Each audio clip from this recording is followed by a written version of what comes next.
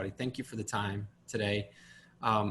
As I shared with each of you in advance, I thought it would be helpful for those watching to hear our view on what the conversation is, our intentions, our goals for this. First, as we know, as opposed to calling a town hall and having people have to show up at a specific time, hopefully this is helpful and convenient so that people can watch it when it is helpful for them.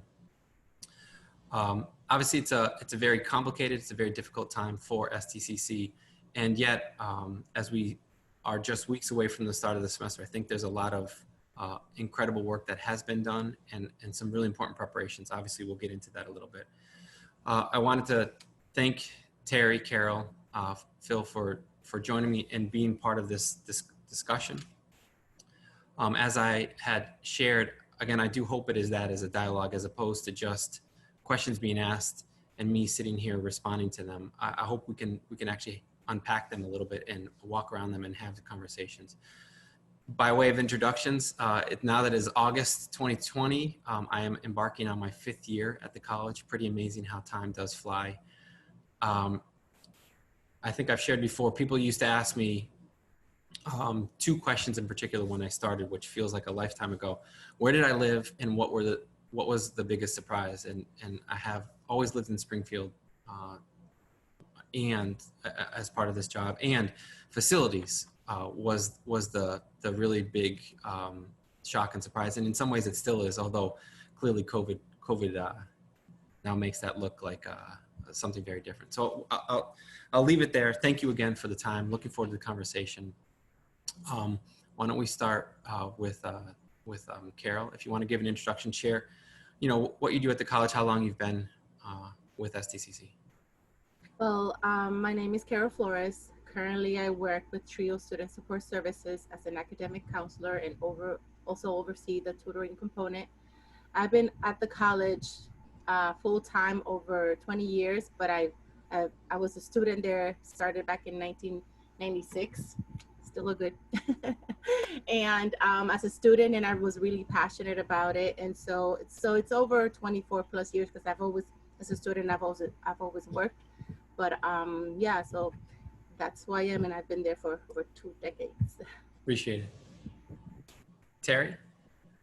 Hi, my name is Terry Pritzbilowitz. I'm a full-time faculty member in the nursing department. This is going to be my 28th year here. So Carol, I just have a couple more years over you, not much. I've been on the repopulation committee for since June, since we started. We started off meeting, our first meeting was supposed to be for 1 hour on a Friday. It ended up being 2.5, almost 3 hours. And we decided to start meeting twice a week for an hour. And now we meet twice a week, at least 2 hours a week. Plus we're on subcommittees to help navigate a lot of other little moving parts. So I was quite surprised to find out how much involvement, but it's been exciting to find out what's going on, and it's never stopping. So thank you.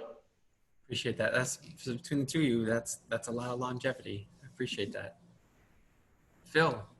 Hi, I'm Phil O'Donohue. I teach theater and English.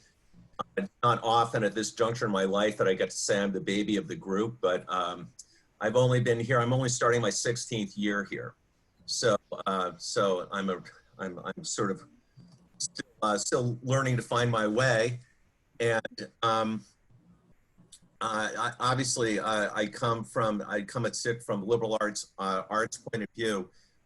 But also as a theater professor, I've had the great opportunity to learn so much about our programs with my acting students participating in health systems and film, and trying to get interrogation systems going with the criminal justice program. So I'm constantly aware of this is just such a huge campus, and there's so much that I find out. Even after 15 years, I was still learning more about SIC.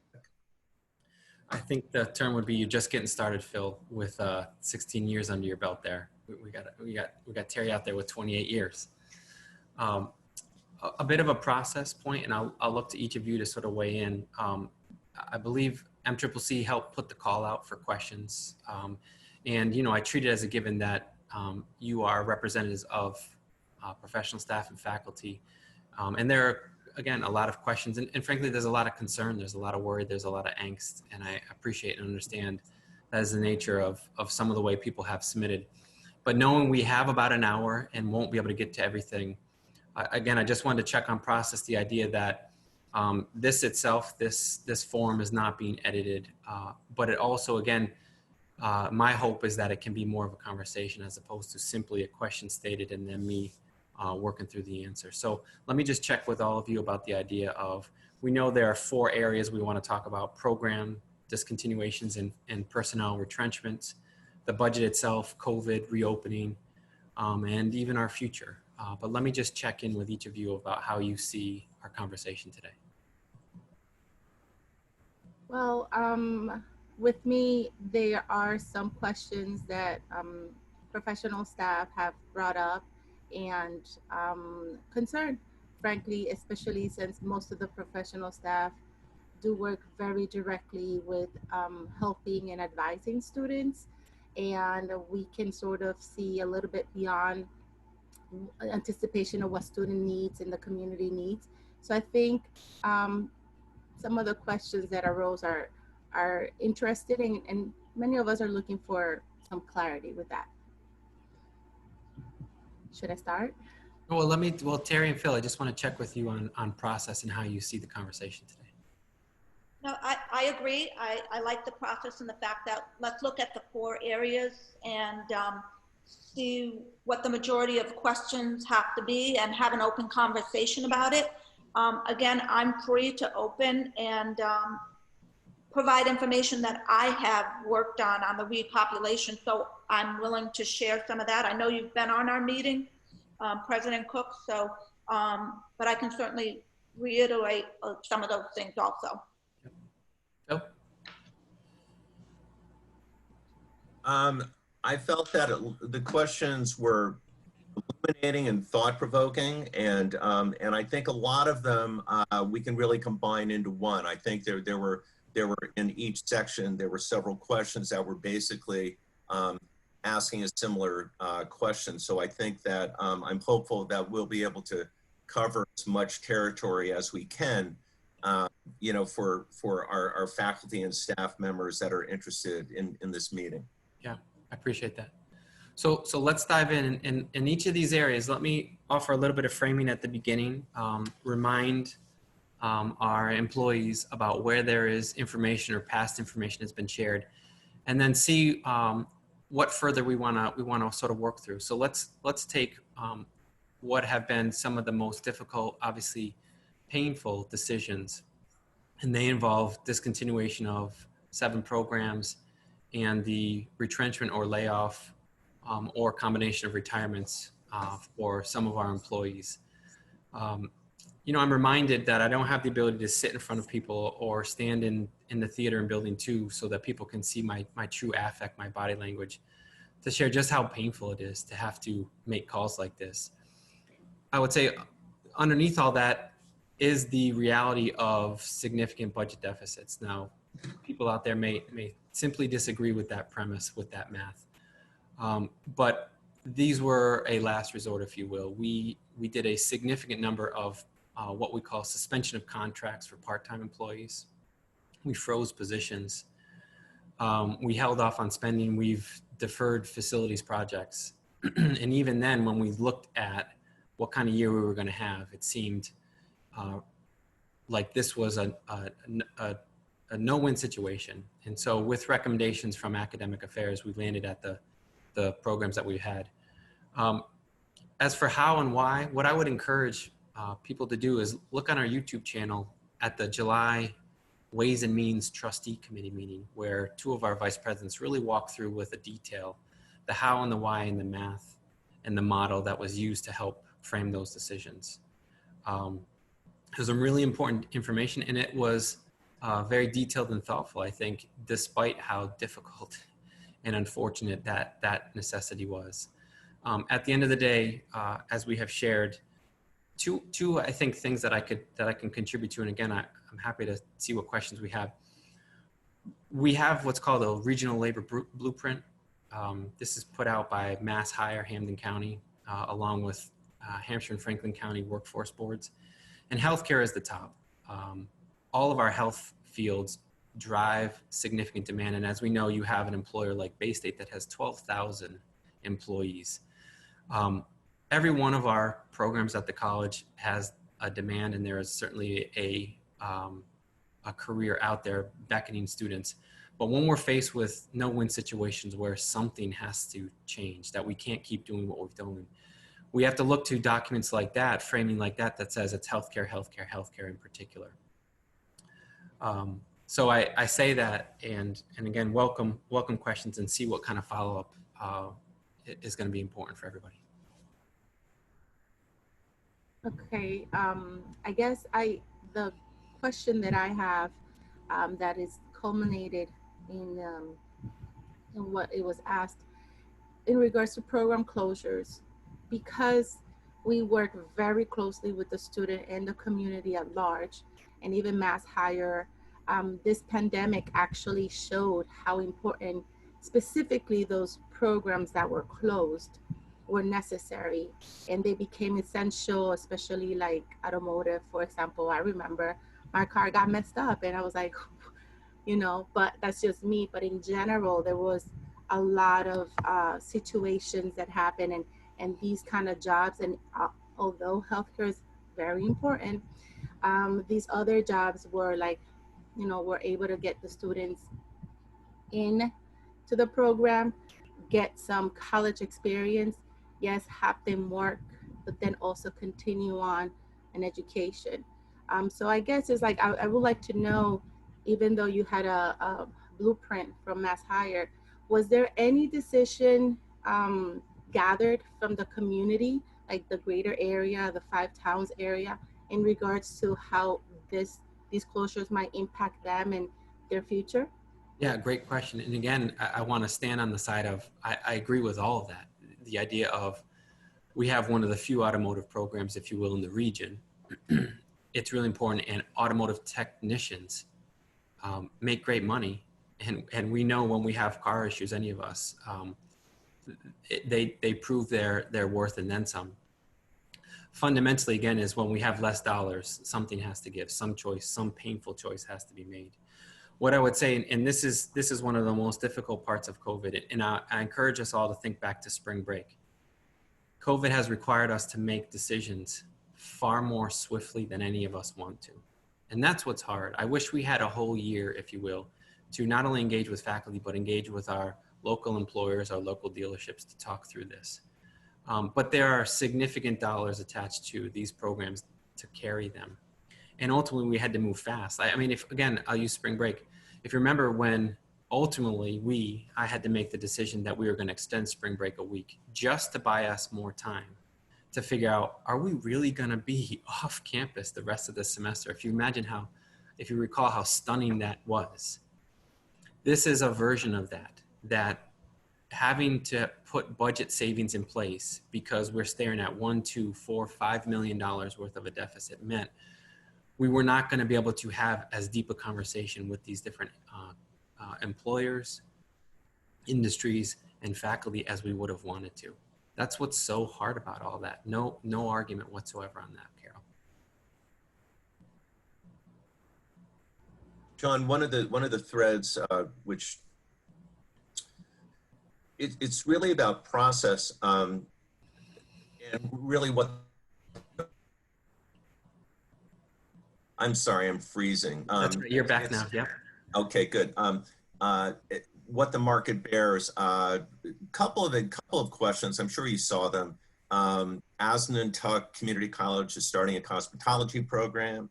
WinU is starting a construction management program. So when the questions, the tough questions were being asked, was the market being taken into consideration? And also, this is sort of a follow-up question, John, is, was this also an opportunity to look at what we had to do now as a freezing again? Yeah, I think I caught most of it. I'm just going to drop out if I keep freezing. So this might be my last question. Driving me crazy. But what I started to say is the follow-up question is, was this also seen as an opportunity, which is kind of a negative way to put this, is this might be a good time to close a program which would cost too much to maintain. In other words, with Building 20, having to move the health program, all these cost things was said. So for example, cosmetology, a program which has been such a vital part of our community, not just STIC, but the community at large, were all these things taken into consideration? Yeah, I mean, in some ways, I hope that we have been clear about that. Absolutely have they been taken into consideration. And to your point, facilities considerations in particular. One of the reasons why we pushed what seemed to be a large amount of money into reserves, and we can talk about that, was because we had about $1 million slated to move cosmetology out of Building 20. I think people have heard, and particularly those who live in Building 20 we've had many conversations about not just how problematic that building is, but how we are nearing crisis point where we cannot continue to inhabit that.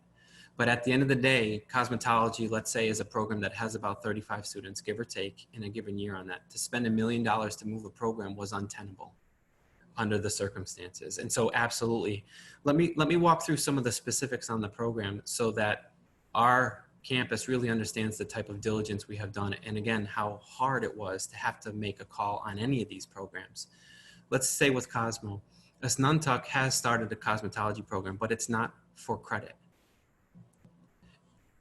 So in our case, we could do that, but that does not preserve jobs, right? It would not bring back full-time faculty positions if we replicated what Asnuntuck just started. They are doing it through their workforce shop and quote, non-credit, as I did a little bit of homework on that. So it's a misnomer to think that they somehow are stepping into the void. If it's done that way, it does not mean, and we'll see if this is the case, that they would be financial aid eligible. So again, let's do some more work on what Asnuntuck's program really is or not. To automotive, for those who have been in Building 25, we had years worth of deferred maintenance stack up on us. That building has $6 million worth of need on it right now. We have a fleet of vehicles, right, where the newest one dates to 2007. That's not a sustainable way to run any program, in this case, automotive. I've had early conversations with our faculty there and really tried to help untangle some of the ways that we could get ourselves current. We've got to be on new vehicles, new technology, because of course that's the nature of that industry. So in the case of automotive, we still have it on the table, if you will. And I hear you about process, Phil, and I want to talk a little bit about this notion of impact bargaining. But we are still looking to run an evening certificate in automotive next fall off campus, where with help from perhaps a local dealership that would provide us with a contemporary space with a fleet that is actually new and modern, we might be able to still do the certificate in the evening that way for, frankly, people who are likely already working in the industry, right? The idea of having a day program has been helpful, but a lot of our sort of techs might already have a foot in the door in this industry. So let's look at the evening. There's also things like civil engineering, right? I actually just met yesterday with different general contractors and industry in that field of contracting and construction. The misnomer is we actually still do have that program. What it's called is architecture and building construction management. And the building construction degree, I don't want to put a number on it, had many similarities as civil did. Civil actually is not a true transfer degree either. If you wanted to get a bachelor's in civil, you needed to do engineering transfer with us because it had calculus in it. So civil painfully was a duplication, if you will. And despite efforts to try to stabilize it, invigorate it, this is a decision we have to make, but we still will do well by the construction industry because we still have a program that has code and estimating and methods and materials in it. Biotech, what people didn't realize is Holyoke Community College itself has a biotech program. So we were duplicating in the region, and neither one of our programs, by the way, ever had more than 20 students in it. So we see in some ways there's a handoff to HCC to continue with biotech. Dental assisting, again, we'll see where we can get with that. We have to find savings somewhere. We still have a dental hygiene program, and that loses about $500,000 a year. So again, in this vein of program specific kind of conversations, I'm not sure if we could do dental assisting in the evening. Accreditation may require us, frankly, to have full-time faculty, and therefore, by definition, it would be a day program. But we're going to look at that. Landscape. There was some of the questions in there about our conversations with vocational technical high schools. I've talked with Pathfinder, which has a landscape program, and frankly, they have hydroponics. And they have access to different funding that might allow them to do evening program. And so we are exploring with a Pathfinder what that may look like to see if they can't be a regional hub, if you will, for evening instruction in horticulture, landscape, hydroponics. So we're absolutely trying to work through the list and find out ways where we either might, to the surprise of some, continue some version of it or do a handoff. All that is to say, we've been engaged in what's called impact bargaining since June with MCCC. And that's part of the difficult process is people wonder, well, where have these conversations taken place? How have you engaged? We've had multiple, I think it was ultimately about 5 of these formalized conversations where we dialogue, where we show the math to the union, we show how difficult the budget is, we show the program level information, and that's how we essentially have provided a rationale for these decisions. And it is so difficult to have to do that type of work. But we have been engaged in that process for months now. Can I have a follow-up question with that? Just because I've had a vast experience working in different organizations, big financial corporations and whatnot, one of the things that I do understand from, the person who's ahead of the company is that a lot of the times when there's a reorganization that occurs or anything of that nature that's going to cause future displacement or changes within the organization, there's usually some information given out to the employees beforehand. So at least they're kind of aware. So I guess for transparency reasons, I guess a lot of people are thinking, how come this information, or was the information given out prior to, like there are some thoughts about potentially because of the budget crisis that we may have to do some program closures, but we're in the midst of doing that. Was there any information given to that? Because I just feel that maybe people have these questions because there wasn't no prior information, and I guess it's just having sort of given them a heads up. Because I remember working for Mass Mutual, and we had a CEO there who literally mentioned to the entire, they do it through the memo, through the system, that there was going to be reorganizations, and there were a lot of people who may be, without jobs and early retirements, but there was some talk about it because they had to look at it, a forecast of between 2 to 5 years. So I just wondered, was any information given prior to it? I just want to know if people had an idea. Yeah, some of it is for me to check with you on, these are the ways that we thought we were communicating. And what you may say is there was a lack of specificity though, which is what people are asking for. Because at the end of the day, right, the 7 programs and 11 faculty, like let's hone in on those figures are what has a lot of attention, even though in the scheme of things, right, we have many more programs and we still have about 125 full-time faculty. For me, part of this communication, Carol, to this point around what was the heads up was the May town hall where I showed the scenarios and I said, we're going to have to look at all of our processes, and we're staring at a pretty, but like that to me is part of the notification, if you will, the heads up around this is a really difficult year. I'd have to look and see also about the conversations in June and what academic affairs sent out and when. But what has been really hard and difficult is the idea that we first, because we have a collective bargaining agreement, couldn't just put out there that we were likely or looking at program closures. We actually have to notify the union of these types of things because of the relationship to personnel. And that feels a bit like cart and the horse, right? A chicken and the egg, what comes first and what comes second.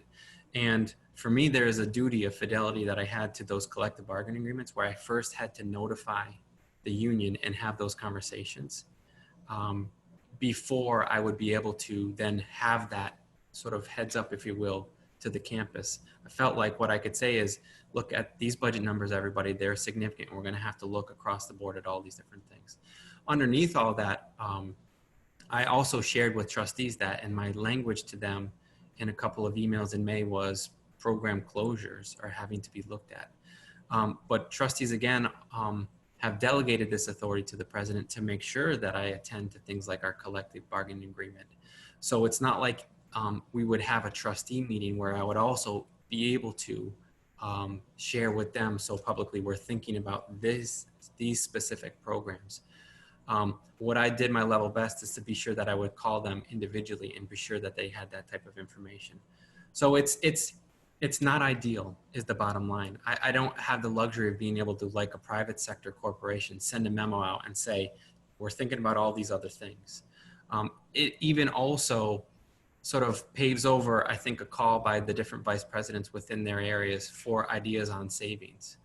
But when you've really turned over every stone, you've done a retirement incentive, you've held back on part-time, you've frozen a lot of different things, we were going to have to get there. So it's the idea of, if not these programs and these personnel, as difficult as they were, there was going to have to be something.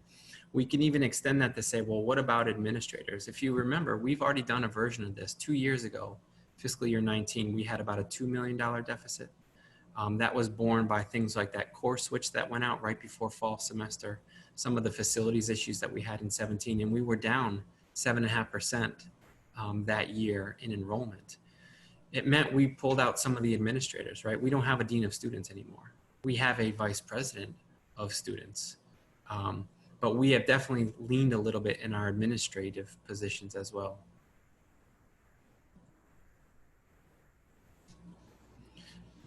Terry or Phil, are there other questions in that area? Go ahead. Well, I was just going to open it up to the reopening of the campus with COVID. There was one particular question. I guess students and staff are confused about the current status on the campus access, and they're just wondering if we could have a better, clearer communication from administration on what is happening. So let me check with all of you. Are you all clear with how you access campus? I am, because I'm on the committee.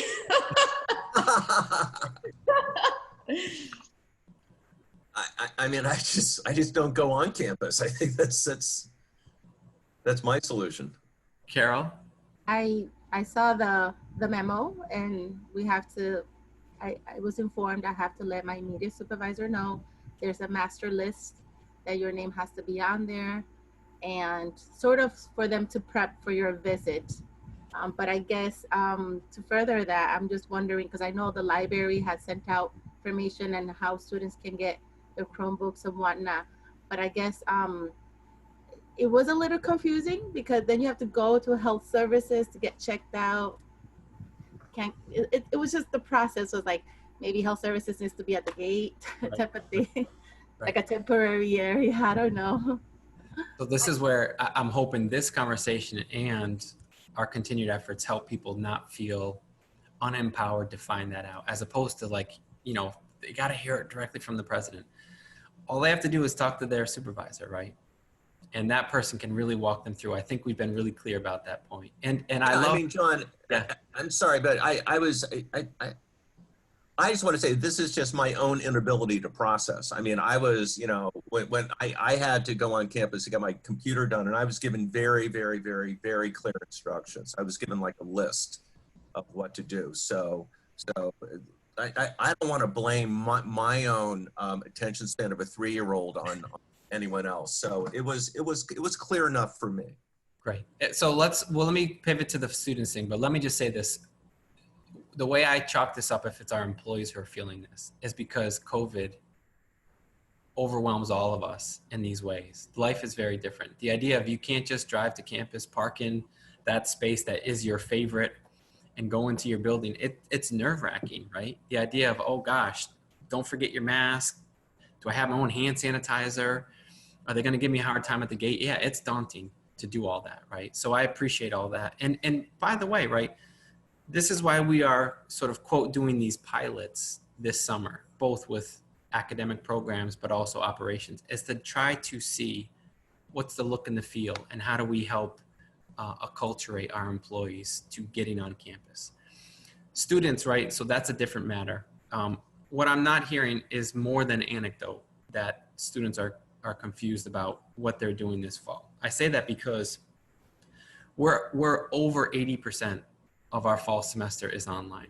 And what I love and appreciate, by the way, for Phil and Terry and others, is the way faculty have embraced online, not remote, which is a different thing. And in some ways, what we saw was an exigent thing in the spring. It's online. So there's a level of preparation that is significant and valuable. So that just leaves a small group of STEM courses and health courses where we're going to navigate this with our students.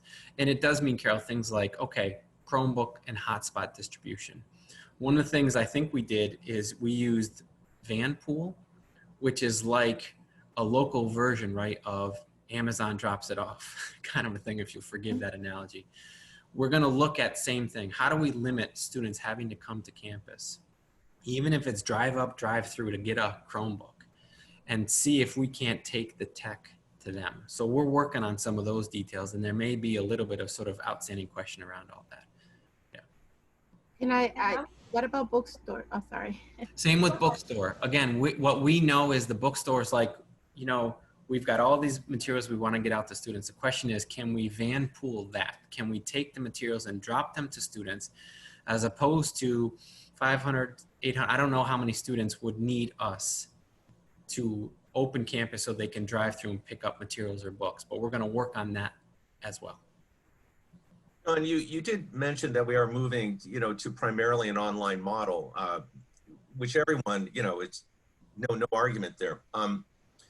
My frustration has been that we were sort of given the remote model, and I felt that I kind of adjusted to it, and then after a while I kind of embraced it. And I was actually, you know, we did don't know if you saw it, but we did a very short Zoom play. You know, we have a very proud tradition of 40 years of doing play every semester. I'm still going to try to do it this semester, by the way, and I don't want to spring anything on you. I felt like the goalposts were kind of being moved, where I felt like I got my feet wet with the play. I got my feet wet with remote teaching, and then suddenly, oh no, we're going online now, so we can't do any of that. So I have a couple of questions about the online model. Yeah. First of all, is there a possibility that we can do a hybrid where some classes can be remote? B, there's a worry that this is the opening salvo in LAPS becoming a fully online program, which chills my blood. And then C, as we're moving online, and this is something for Carol's, you know, are we going to be tracking students? Are we going to be using this as an opportunity to do a comparison of online and in class and see everything we can find out about that? Because there is a worry. There was a worry before COVID about the online model, and I think it's bigger than ever now. Yeah, great question. So let me, as far as sort of tracking our own agenda, right, we've talked about programs and personnel and the retrenchments. We're now, I think, in this COVID reopening, but also new normal. And let's talk about online. We can certainly talk about budget and the future. And I think this blends a little bit of some of those as well. So let's recall, right, when I first started my questions as an individual that views online as part of our access mission, Phil. And I think I've tried to make that part clear, is for working adults, for parents, our faculty certainly have strong feelings about the veracity of online, and yet nevertheless, we can talk about, well, there were definitely conversations beforehand, and now COVID has certainly forced our hand, right? I think people have seen me on the record to say one of our best assets are the labs and spaces we have on campus with specialized equipment. That doesn't go away. What you're asking in particular about the social sciences, humanities, our liberal and professional studies school, what I would say is we have a very capable dean, by the way, Rick Greco, in that area, who's going to chart the course, who is going to lead the school in that direction. First, what we also know is clearly until there's a vaccine, COVID's not going away. So what's stunning for administrators at this college is there is no relenting. As soon as fall semester starts in September, they're already going to talk to faculty about preparations for spring and online because we're not going to have a choice, and we're going to have to use that runway, such as it is, to plan for something that's going to come in January.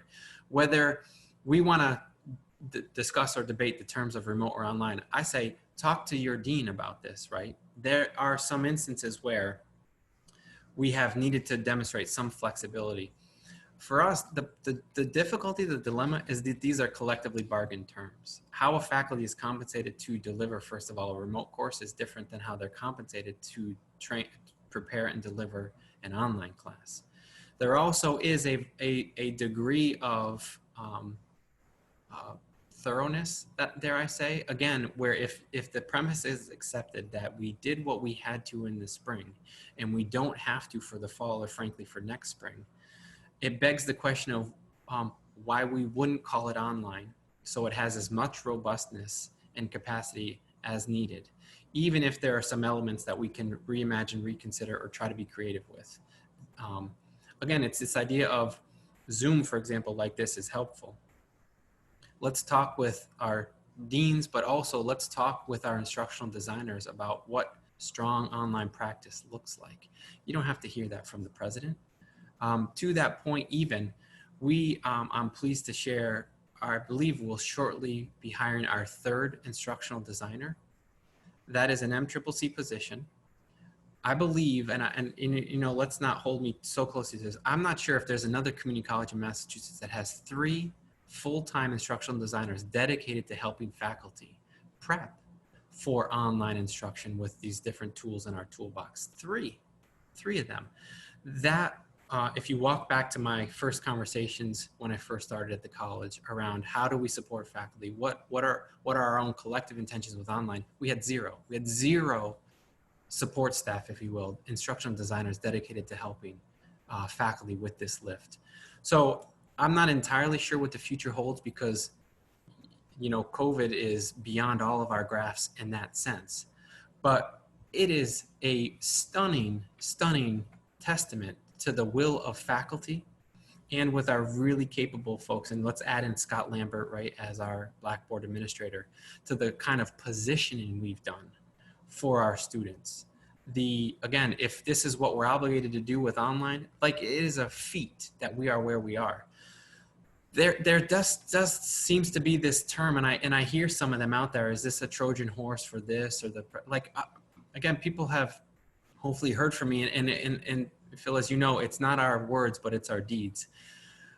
Whenever there's a new normal, when we have a vaccine, we're going to try to get back on campus. And I have no doubt that that will be further evidence of our calling card that we want to be with our students. We want the interpersonal.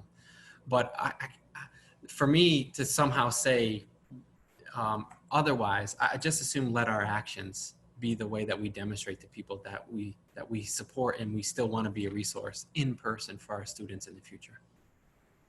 And I was going to say, on behalf of the repopulation group, we do try to get and look at as many programs as possible to keep everybody safe and keep the numbers in check. And as we all know, it's an ever-changing second. I was going to say day, and then I thought minute, and then I said, no, it's a second. Yeah. Because every time we meet, something new is happening, or the governor has changed the rules. And for our own safety, not because of his thing, but we're constantly looking at things, and we do know we want to come back on campus. But there's so many different variables about cleaning procedures and the spacing and the protection and the safety for everybody. I will tell you, the people on campus have been doing a phenomenal job. And they started off with the pilot program in the SHIPS program, which was amazing. And then now we're looking at expanding it for the fall for the LAPS program. And we've been nervous, you know, every week we come on a Tuesday and on a Friday, and and we get nervous if we hear numbers or what's happening with the numbers, and it's changing every second. Yeah. So again, like John said, you know, hopefully we'll get the vaccine. And working in the healthcare field, believe me, I want a vaccine to get us all on campus, but we are looking at ways. So let's talk about that a little bit, and then let me see what other questions, and I'll sort of give Carol a chance to jump in around COVID, remote operations, online, things like that, see if we still have questions. It's to your point, Terry, we are bound by public health protocols, but also a pandemic that is still clearly out there. We see, for example, in any given day, a state might be in this mix where you don't have to self-quarantine, and then it's out of the mix if you happen to go across that border, right? This is still a pretty fluid process. There are things where, let's talk about some of our health students in particular, right? We are furiously and frantically trying to source COVID tests for them. So, and let's be even more specific, for our nursing students who gain clinical access, right, in long-term facilities. No one has told us where to go get those COVID tests, and they certainly haven't given us money to pay for them necessarily. So what we're doing, there's a question, right, maybe around, well, what about CARES Act? How does that balance our budget or not? Where are those monies going?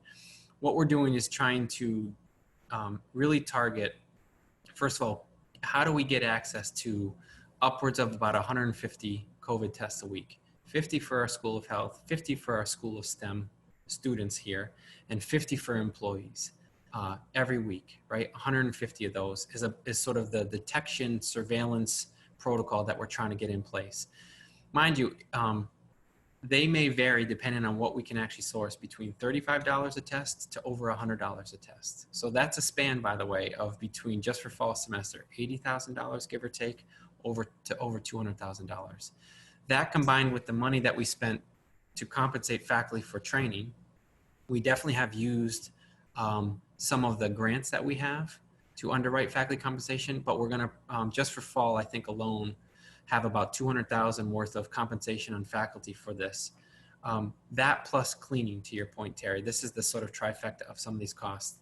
Testing, training, compensation costs for faculty, and cleaning really adds, if you will, to some of these expenses. And that's likely how we'll sort of try to dedicate CARES Act, but that means we don't have CARES Act money to pave in the hole from the enrollment decline, to pave in the hole from a likely cut in state support. So we're definitely still working through some of these aspects of our fall operations. Carol, let me check see if you had a follow-up about the fall semester operations, online, things like that. Yeah, there was two two questions, kind of different. The first one, to follow up with Phil about the hybrid. I do know for a fact, because I work closely with students, that they did very well doing the transition over to online, because they had, you know, there was a lot of help from people who walked them through the process. So two things. Is there going to be someone at the campus-wide level, because I know we all have our own individual students, but is there a place where a student can go to get help or training in how to do that, especially if they're new? And then two, the hybrid model, some students explain that they learn better in person because that's just how they are. But I asked, would it be helpful if the teacher came online? Because I know how, like Phil was saying, hybrid class usually meets 3 times a week, Monday, Wednesday, Friday. Is there a possibility that there could be an actual teacher, professor, to actually speak to the class and say so forth? Because there's going to be students who have questions, and the frustration that students have is the fact that they will email the professor because the professor is busy. They don't get back like an answer like 2 or 3 days later, maybe not even. And so the students sometimes need like a quick answer that they can ask the question. So I don't know if that can be done by Zoom. So I don't know if there's going to be any data collected or surveys with the students who already signed up for courses to see what it is the preferred method of them learning.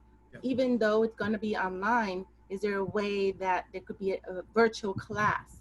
For example, Springfield public schools are going to be remote as well the entire fall semester.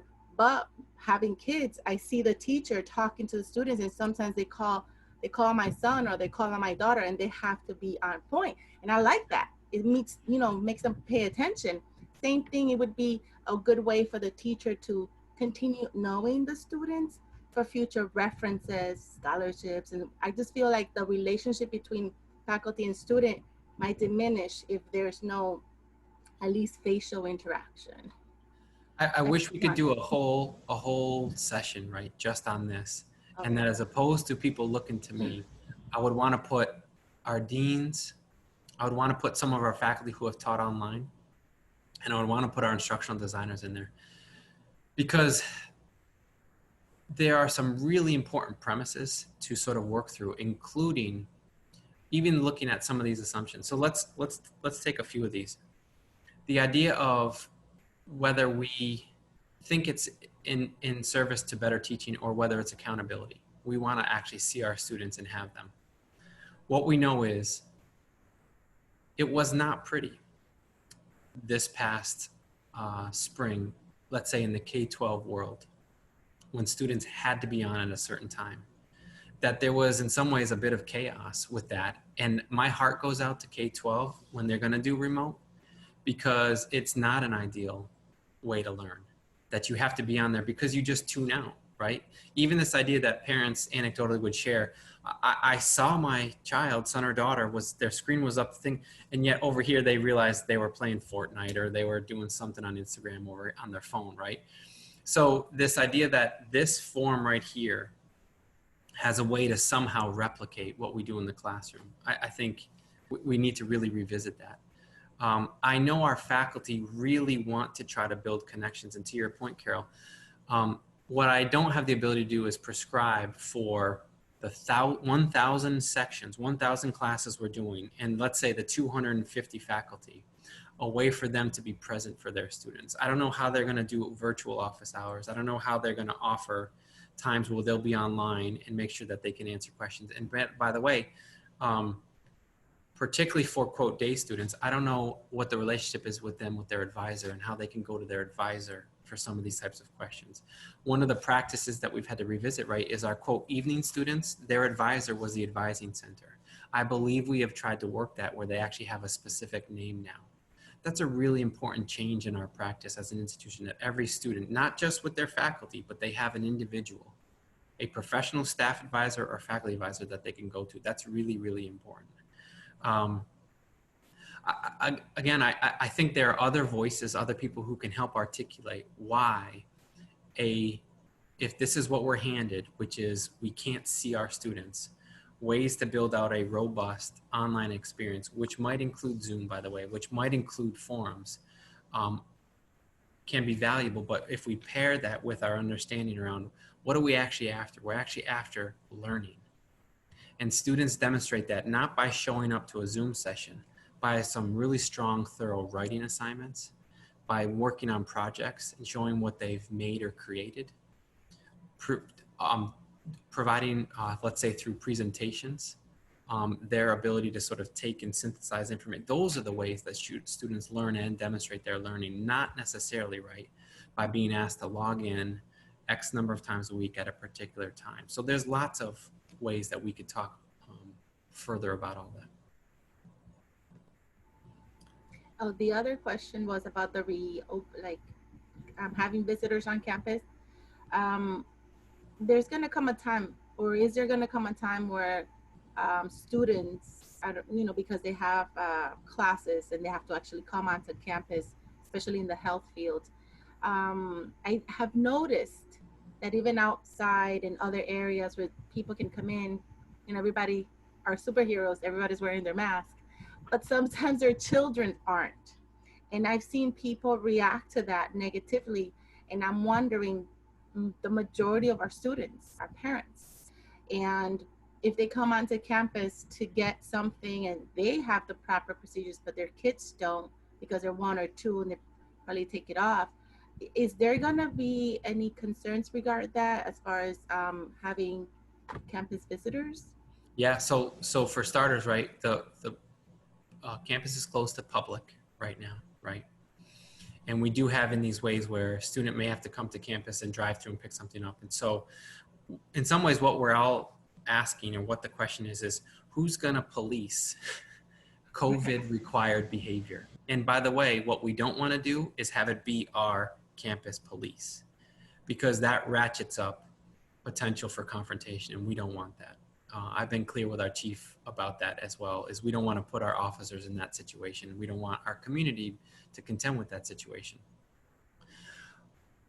Here's, first of all, another example of why we need to limit our footprint of what is on campus. Because what we're not going to be able to do is have, let's say in a low density lab, a student who does not have childcare bring their student to campus. We're not going to be able to do that, because if we have a COVID positive test case, we now have to work through, we have this other human being that we have to work through. And I'll use that term and then get into who that is, we'll have to ask that individual that they will have to leave campus, because we can't have their child on campus. And by the way, this is why we pilot, is because I have heard anecdotally about this happening. The question becomes, who then has to go and tell that person, I'm sorry, you have to leave campus? We're going to work on trying to call them COVID monitors or something like that, but staff who truly are trained and have to have this requirement to go to that person and say, I'm sorry, you need to wear a mask. Or I'm sorry, campus is closed to the public, or I'm sorry, we're just not in a position where we can have your child on campus. We're going to have to drive down to who are the employees who do all that. It's not likely going to be our facilities people. They're there to help maintain the buildings. As I said, it doesn't work well if it's our campus police. We're going to have to find a third way to do this. Again, this is not to be heartless to say, I appreciate childcare is huge and challenging, but it also means we also can't be the solution for that, because we can't have members of the public, we can't have extended family members coming to campus. It alters our ability to prevent COVID transmission quite candidly. So that's a tough one. Are there other questions, Phil, Terry, Carol, in this vein of sort of COVID, our protocols on campus, things that would be important to talk about? I do have a question. People were asking how the college is tracking people come to campus, making sure their attestation forms are done, the screenings are done. And you know, it's not a work in progress, Terry, so much as let's see how it holds. Right now, the only way to get on campus is through our main gate. And the way that is staffed, there is from certain hours, a campus police officer who is looking at a file, a registry, if you will, that has all the people who have been on there, because yes, those people have submitted their attestation. They've said they're going to adhere to mask wearing, social distancing. They've watched the training videos. That's really important, and that's going to continue. The challenge for us is when we add students into that mix. We are going to similarly, ask them per the work group to complete and attest to those types of things. What we're trying to do, Phil and Carol, now, is work out where we are going to need multiple places, if you will, where people check in, including across the street in the tech park for our mechanical engineering technology program. So we're really trying to ramp up the number of places that you can go to do that. And also add in some things like, in this case, we're spending some money on true temperature taking equipment. I forget, Terry, it's not the handheld ones, but they are sort of real high-end, dare I say, monitors that truly accurately can measure people's temperature, because we want to have folks have peace of mind. We're also looking at an app, if we can call that, but it's basically like a texting function where students can do almost like a self-assessment of symptoms, and it helps alert them like, hey, you're running a temperature, you've got sweats or fever, stay home from class today, So we're trying to put those types of things in place as well. But you have to be careful, like not putting anybody out there, but there's natural causes for females. And think about flu season, Carol, as well, too. Down the road, we're going to add flu in as well, and all of a sudden people aren't going to be feeling well. What's hard is encouraging truly employees, but also students, to stay home. It's going to really test, I think, our ability to demonstrate kindness as colleagues and as faculty, because when a student says, look, I'm just not feeling great, what we want our faculty to say is, we'll work around it. We'll figure this out, even if it means like that they have to miss lab, which is a significant part of their experience. There's a lot of considerations around all that, but it's going to really test our ability to sort of meet our students, our employees, as the human beings they are. And this is what we're working on with our group today, Friday, Tuesday, and then today we're meeting this afternoon on this device that students, faculty, staff, everybody. It's not just for one group, it's for everybody who enters campus. We need to know ahead of time who's coming on campus, and then they will get a text. Yep. And have to answer the question. It doesn't matter who you are, from the president to every one of us need to go ahead and answer the questions. And if the questions are not answered, or the way the questions are answered, will tell you if you come on campus or not, and what the next step is. So that's what we're working on our group this afternoon. Right. Let me help with that. So terminology is important, right? We want to have clear screening, right? How you come on campus and how you're assessed and how we assess and how you assess, right? And we need to know who's on campus with a degree of specificity unlike anything, because in case there is an emergency, even if it's like a natural disaster type of thing or snow day down the road, right? We need to be able to notify knowing who is actually on campus at a particular time. Then there's also COVID testing, right? That's separate, and it's the idea that we need to do some monitoring, some detection out there. So we've got an attempt to try to do that for a group of students and a group of employees, and that will help us, because inevitably, right, there will be someone in our community, student or employee, who tests positive for COVID this fall. Then what transpires after. If we know that class has been diligent about wearing their masks, if we know they've socially distanced, and we know the place has been cleaned 3 times a day, it may mean they miss a day of class, but we don't ultimately have to cancel the rest of the lab for the semester. It means we don't have to close the whole building down for weeks, right? This is the set of detail that allows us to sort of persevere that way. Yeah. John, Right, as we, yeah, go ahead. I'm sorry, as we move forward, there's a number of questions about process, campus morale, things like that. Things are, as I'm just preaching to the choir here, things are going to be more challenging. Yeah. First of all, there's a question about process. I feel, when you said earlier in the meeting today, I'd encourage you to see the ways and means meeting. And I feel like, yeah, I've got to start going to more meetings, or Right when he was getting to that important. I mean, that's like, all right. I haven't frozen in the last 15 minutes. Okay, I'm going to talk really fast. Is there a way that we can have better communication, the results of meetings going out there from your point of view? If somebody wants to watch the meeting and say, no, I disagree with Dr. Cook, this is what I got from the meeting, that's okay too. But instead of saying, you should go to the meeting, I appreciate that they're all open. I frankly don't have the time or the inclination, John, to be.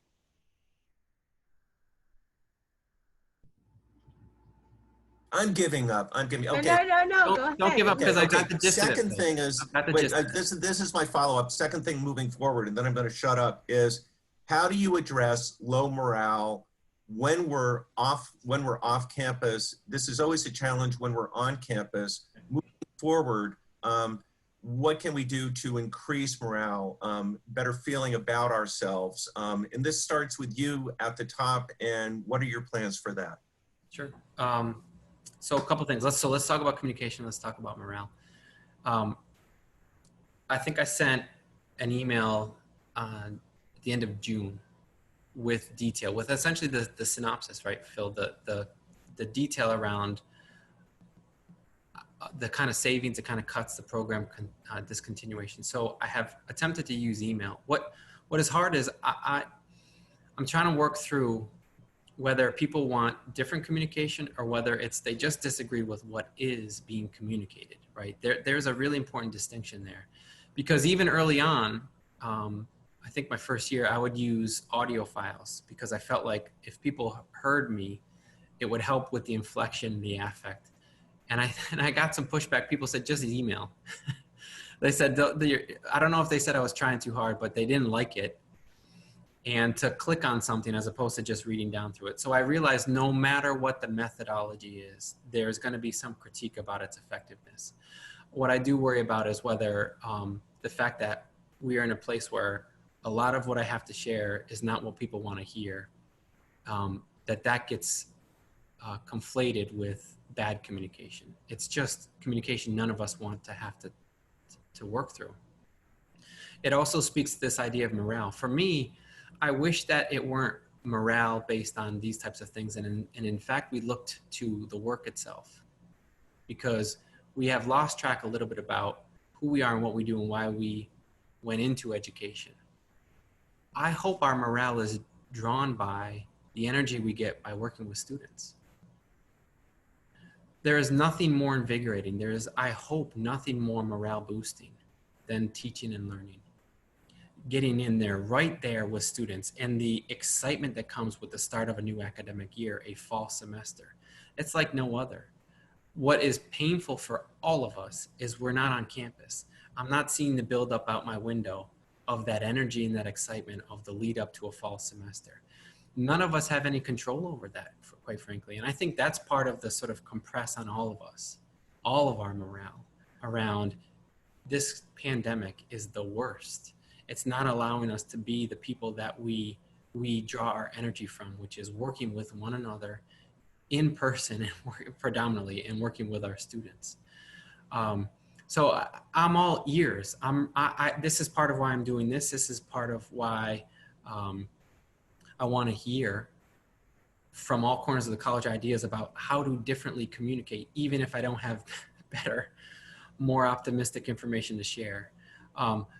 How do I help remind, by the way, that our work is still so critical and valuable? Our students are looking to us to help them persist, right? The marketing plan, stick to your plan, right, is as important now as it's ever been. That's where I hope we draw on terms of our morale and our purpose.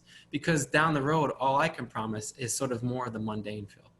We got to plan for a COVID-inflicted spring semester. We got to work through NECHI and our self-study accreditation process. Starting next year, we need to relaunch a strategic planning process because the college's strategic plan sunsets at the end of this year. So my things are more, they're not as exciting as the work of working with students. That to me, I hope we can all remind ourselves of when we're sort of not feeling great and the angst is out there and we worry about our family and our children and our loved ones, is we have students who are looking to us to also be led, be invigorated, for them to also turn to us to say, thank God there is an STCC that is doing its level best to persist amidst all that. So that's my, I guess, my best outlook on communication and morale. If I can interject there real quick, in regards to what you're saying, you know, I understand, for example, President Cook, you know, coming into a community, 5 years you've been here. I don't know if you've lived in Springfield prior to that, but I just feel, and it doesn't really matter where you're from. I think if you are yourself the whole time and you communicate as best as you can, and it comes off as, you know, for the betterment of whoever for you would be the campus community. For example, from my experience, there's something that I've always carried along, and for me it's always been like just being myself, being honest, and with everyone that I work with, including students, it's just they understand that I'm there for their best interests. And I think people genuinely love that, the fact that you can be there. Hopefully this conversation sparks that up, that if you genuinely want to be able to be present and to be mindful of everyone's concerns, you know, people just want to be heard. And I just want to say in advance, you know, thank you for this opportunity. But at the same time, you know, the fact that I personally connect very well with students, because that's what we're working towards. I do a lot of video chats, and even though they don't want to, I kind of make them in a way. I'm like, I want to see your face. Oh, I don't care about my hair. I don't care about your hair. But the whole thing is just walking them through the process. And a lot of the individuals feel like, oh, I'm wanted. They, you know, they're meeting with me. They're making time for me, and it's when that time is not taken into consideration that I think people feel a certain way. So in general, I guess what I'm trying to say is like, you know, I had the salsa social. I was hoping more people be there and move your feet and things like that, just to definitely, you know, boost some energy. I have to come down on my Diet Coke thing, because sometimes I drink too much of it, I think. But what I'm saying is like, it's just to get everyone in it, and like Phil had the Zoom play, or the video play, you know, just things like that definitely make a big difference when people feel heard. Even if they agree to disagree, it's just being heard. I think you're so spot on, Carol, in that sense of our students, our faculty, employees, people want to be heard. It's hard when people are stuck at home, right? Life is very different. They aren't able to sort of engage in self-care like they used to. Thank goodness we can be outside right now, because my worry is when it's cold, right? What will that look like for all of us? So being heard is so valuable. You know, I'm reminded, I'm reminded that, you know, we should have probably done a session around myths, rumors, and innuendos, and I could have taken a couple of these on, right? The idea of, people would be surprised, certain people would be surprised to realize, unequivocally, since I've started this job, I've not looked to another job. I've not applied for another job. I hope that that's not surprising to people, but there's a myth out there that I somehow have one foot out the door. The furthest from the truth. I have set my sights on STCC, and I have stayed right here this entire time. And that's where my focus is. On that list of things that we have to continue to engage with, not just the pain and uncertainty of COVID, budget, things like that, but being an institution, by the way, right, that is anti-racist. We've not necessarily had the chance to delve into that as part of this conversation. But clearly the conversation of being, yes, welcoming, inclusive, an institution of diversity has really changed to be sure that we are in fact anti-racist. That's a critical consideration for us. We are certainly further along by the very nature of our access mission, by the very nature of the students who come and are of color in all of the programs that we have.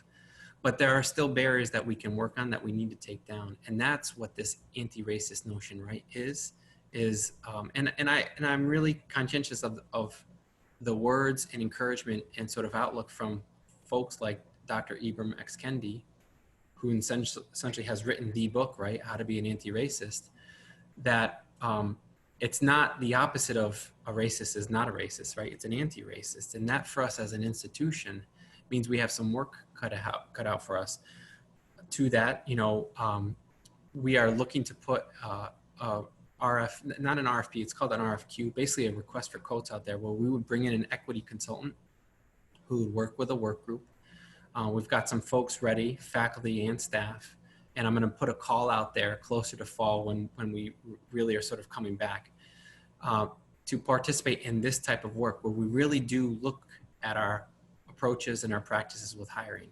We really do look at our institutional approaches. Do we focus on evening students, Carol, in our advising, and reach out to students of color in particular, because they don't register semester in, semester out the way our day white students do. Programmatically, it's hard to try to access a program like nursing, because things like the T's structurally has a racist element in the sense that it always disenfranchises students of color. It's just like the SAT does. It's just like the MCAS does. Anytime there's a standardized test, we know students of color do not do as well. And that's the legacy, the vestige of structural racism. I would say the college doesn't have to collectively take on the guilt of that. And it's being an anti-racist institution, we just want to work to do something about it. And it means things like really being intentional with students taking anatomy and physiology, medical terminology, really sort of building pathways like our health science degree now to give students credentials in those health fields. These are the ways, right, that we can continue to sort of formalize that work. I don't mean to sort of get us off on that topic area, but it's important. You know, we're pushing our time here a little bit. Let me just circle back and check, given all the areas we focus on, are there other questions that you think will be helpful, even if it's budgetarily? You know, what I would say is, it may be October, it may be November till we really hear where we are with our state appropriation. I carry great worry. I know that our local legislative delegation is hopeful that we might be able to somehow find different dollars or reimagine some of our program decisions. But ultimately, it is the state legislature working with the executive branch that could potentially level fund public higher education. If that happens, that's a game changer for us. But I'm very wary about whether that's truly possible and practical at the end of the day. So it may be some months until we hear about that. Enrollment also is a worry. We are about 10% down, but that's in our registered. Confirmed credits, and not to put you in the minutia of this, these are the students who have been able to put either a financial aid plan or a payment plan in place. Those credits are tracking more like 14 or 15% down, because it's a struggle right now for families and students to put together funds, even though we are the most affordable institution in the city of Springfield.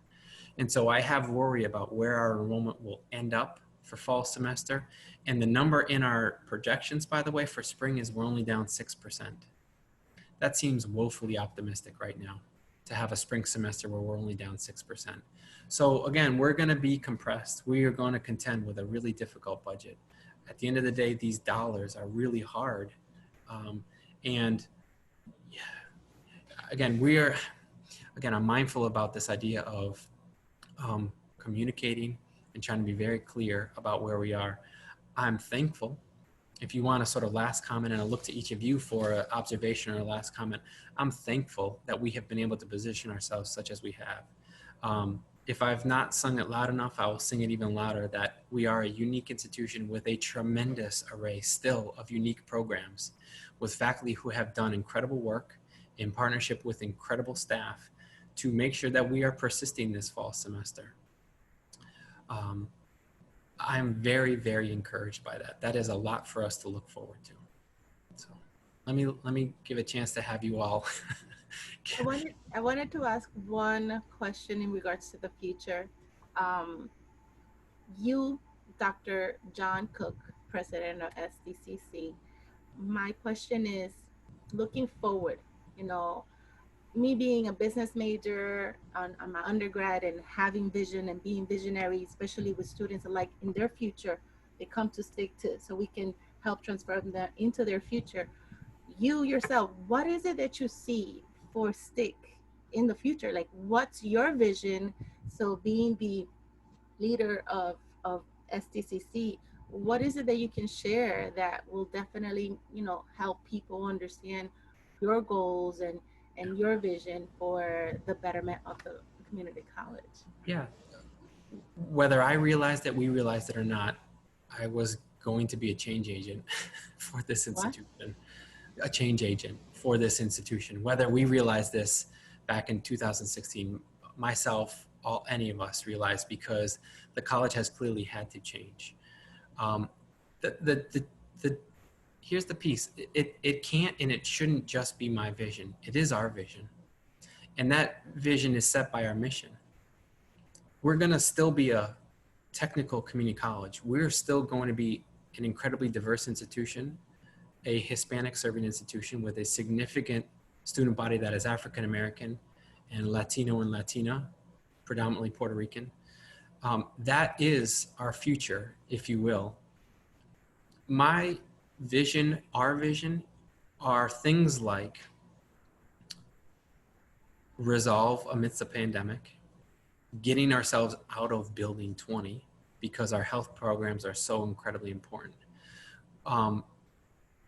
I would say change is both necessary, sometimes boring, but also it's not a sort of lightning bolt of this is the most incredibly innovative or inventive entrepreneurial thing that I can stand here and offer to us. It's helping us chart that course forward of change, of evolving, of being innovative. That's what I offer and will contribute. And it's a collective, though. That is us together charting that course. I absolutely appreciate and embrace the role that I have to play as the president to direct us in that sense. And I'm looking for all of you, and I'm looking for all of our institution to help us move that forward. We are and have always been a really unique institution. That's our future, is to continue to be who we are. I think we've had some really powerful conversations about what the technical means. And even I think deeply, Phil, about things like the repositioning of the humanities, the liberal arts, social sciences at the institution. And for us to realize, as difficult as we have made choices around programming, there is a vitalness to those, because in our associate's degrees are all of those elements. You are taking those courses, you are pursuing that line, and that is providing students with a more holistic and therefore much more capable outlook on life. So this doesn't pit our schools against one another, even as we, by the way, went from 5 schools to 3 in our evolution and in our change. So I appreciate, Carol, the chance to talk about all that. That's how I see us. And I think change is hard, though. And that is the role that I will continue to have to serve, is to help us navigate that part of it all. Oh, with that said, I just want to say then, thank you for giving us, your answers and paying attention to the questions from my behalf. I appreciate you also taking the time out to have this conversation, and hopefully there'll be many more of these in the future. Thank you. Terry, do you want to offer a last observation or comment? I was just going to echo exactly what Carol was saying. I do appreciate you coming on and taking the time to take on some of these challenging questions that we do have for you.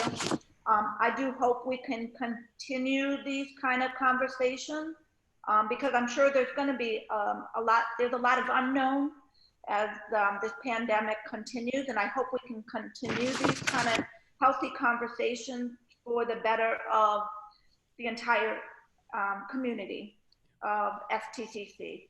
So I want to thank you again, and I do appreciate the work you're doing. Thanks. Phil? Anything I say would just be echoing Teresa and Carol. So just thank you. Thank you very much for your time. I hope people who watch this will get as much out of this as I did. I hope as well. Thank you all. My gratitude for your time. It's going to be an important semester for us. Looking forward to the great work, the important work ahead. And we'll look to our students. They do give us an injection of energy, I hope, even if it's in this sort of distant format. Thank you all very, very much. And I do look forward to talking with you soon as well. Take care.